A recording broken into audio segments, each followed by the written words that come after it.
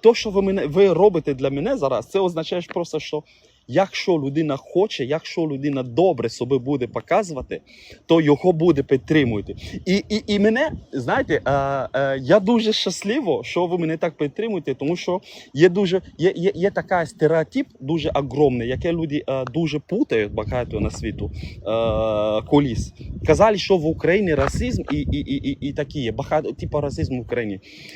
І мій аккаунт, я як людина, реально, зараз я як примір показую, що реально, друзі, Україна не має такого, що колор шкіра, там, раси, немає такого в Україні. В Україні, якщо ти людина, ти людина. Українці завжди підтримують людину. Якщо ти людина, якщо ти добре, ти добре. Якщо ти не людина, тоді тебе не будуть підтримувати. І от то, що я навчився. Розумієте? Зараз. Какой подход нужен, это надо знать, как правильно стричь ногти.